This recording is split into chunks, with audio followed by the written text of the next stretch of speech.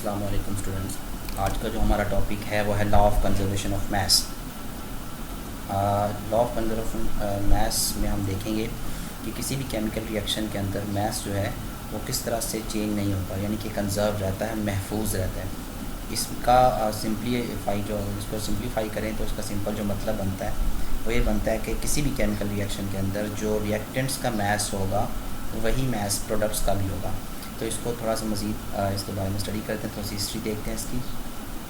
French chemist थे लेवॉइजर, उन्होंने 1785 में इस लॉ को पेश किया था। ये वो साइंटिस्ट हैं। ये कहते हैं कि मैस को ना तो क्रिएट किया जा सकता है, ना ही मैस को डिस्ट्रॉय किया जा सकता है, बल्कि मैस हमेशा एक फॉर्म से दूसरी फॉर्म में चेंज होगा।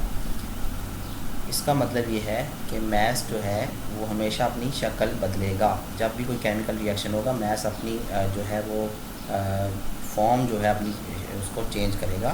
बाकी उसमें से ना कोई चीज़ ज़्यादा होगी ना कोई चीज़ कम होगी, यानी रिएक्टेंट्स जितने थे उतनी ही प्रोडक्ट बनेगी। आपकी बुक में एक्टिविटी नंबर 5.3 है, उसका थोड़ा सा उसको देखते हैं कि किस तरह से वो एक्टिविटी परफॉर्म होती है और उसमें किस तरह से ये लॉ जो है वो प्रूव होता है। यहाँ पे आप देख रहे हैं ये जो है ये फ्लास्क आपके सामने है, फ्लास्क को ऊपर से बंद किया हुआ है। यहाँ पे हम एक्टिविटी जो है आपकी उसको देखते हैं कि किस तरह से सोडियम क्लोराइड जो है वो सिल्वर नाइट्रेट से रिएक्ट करता है। तो यहाँ पे हम देखेंगे इस रिएक्शन के अंदर इस चीज़ को। ये हमारे पास इसके अंदर जो है सोडियम क्लोराइड का सोल्यूशन है और बेरियम क्लोराइड का सोल्यूशन लिया हमने और सोडियम सल्फेट का सोल्यूशन लिया। हम इसका वेट करेंगे। वेट जो है हम दो तरह से कर सकते हैं, हम वेइंग बैलेंस भी यूज़ कर सकते हैं इसके अंदर, और दूसरी चीज़ जो है ये हम जो है स्प्रिंग बैलेंस भी यूज़ कर सकते हैं। जब हम इसको यूज़ करेंगे तो इस तरह से हमने वेट कर लिया, वेट को हम नोट कर लेंगे। नोट करने के बाद हम इस तरह से इसको थोड़ा सा टेढ़ा करेंगे ताकि ये दोनों सॉल्यूशंस जो हैं वो आपस में मिक्स हो जाएं। जब ये सॉल्यूशंस आपस में मिक्स हो जाएंगे तो इस फ्लास्क के अंदर यहाँ पे बेरियम सल्फेट के प्रेसिपिटेट्स बन जाएंगे। ये देखें यहाँ पे ये वाइट कलर के जो हैं ये प्रेसिपिटेट्स इसके बन गया वाइट कलर में। जब ये प्रेसिपिटेट्स बन जाएंगे इसका मतलब है कि रिएक्शन हो गया है, अब एक नई चीज़ बन गई है, अब प्रोडक्ट बन गई है। तो हम दोबारा इसका वेट करेंगे।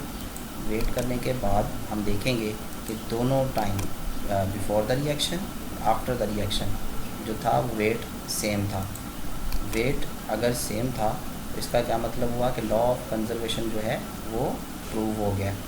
ये देखें सिल्वर नाइट्रेट और सोडियम क्लोराइड का रिएक्शन वैसे ही करवाया और ये सोडियम क्लोराइड के प्रेसिपिटेट्स बन गए और यहाँ पे भी लॉ जो है ये प्रूव हो जाता है। तो इसका मतलब ये हुआ कि केमिकल चेंज के दौरान मैटर ना तो बनता है ना ही डिस्ट्रॉय होता है, यानी पुराना जो मैटर था, जो पुराने दोनों रिएक्टेंट्स थे वो डिस्ट्रॉय नहीं हुए, बल्कि उन्होंने अपनी शक्ल चेंज की, उन्होंने अपनी फॉर्म चेंज की। और इसी तरह जो नई प्रोडक्ट बनी थी वो कोई नई चीज़ नहीं बनी, बल्कि वो पुरानी ही चीज़ों का मिक्सचर है, उन्हीं से वो बनी है।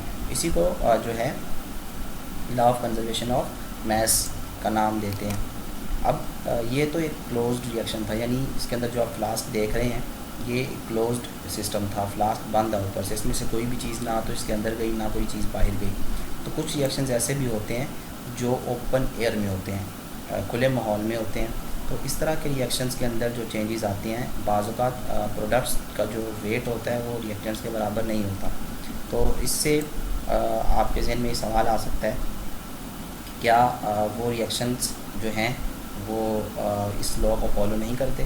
तो ऐसी बात नहीं है। हम एक एग्ज़ाम्पल लेते हैं बर्निंग प्रोसेस की। बर्निंग प्रोसेस भी आपको पता है केमिकल चेंज होता है, जलने का जो अमल होता है। तो इस दौरान आपको पता है बर्निंग प्रोसेस जब भी होगा तो इसकी जो प्रोडक्ट होती है वो ऐश होती है, राख होती है। जब राख बन जाती है तो अगर हम राख का वज़न करें, वे करें इसको, तो आप देखेंगे कि वो जो लकड़ियाँ या जो कोयला या जो भी चीज़ हमने जलाई थी वो उसके इक्वल नहीं होगा कभी, वो हमेशा उससे कम होगा। इसकी क्या वजह है? इसकी वजह ये है कि जब बर्निंग प्रोसेस हो रहा होता है तो ऐश के साथ साथ स्मोक भी बनता है, धुआं भी बनता है। और धुआं असल में क्या होता है? कार्बन डाइऑक्साइड होती है और कार्बन मोनोऑक्साइड होती है। ये दो चीज़ें उस धुएँ के अंदर शामिल होती हैं। अब अगर इस स्मोक को, इन गैसेस को भी इस ऐश के साथ वे किया जाए, गैसेस को रिलीज़ ना होने दिया जाए, किसी क्लोज्ड सिस्टम के अंदर ये रिएक्शन अगर करवाया जाए, तो उसके बाद अगर इसको वे करेंगे तो इसका जो मैस होगा वो इक्वल होगा हमारे रिएक्टेंट्स के, यानी उस कोयले के, उस कोल के इक्वल होगा, या उन जो है वुड्स के इक्वल होगा जिनको हमने बर्न किया था। तो इसको हम कहते हैं law of conservation of mess, यानी ये जो रिएक्शन था इसने भी इस लॉ को फॉलो किया है, लेकिन चूँकि इसका इसकी प्रोडक्ट्स में से कुछ प्रोडक्ट्स ऐसी थी जो एयर में रिलीज़ हो गई, जब ये एयर में रिलीज़ होगी तो इस वजह से इसका वे हमें कम मिला, लेकिन ये law of conservation of mess को फॉलो करता है। तो अगर इस बारे में आपको कोई सवाल हो तो आप पूछ सकते हैं। Thank you.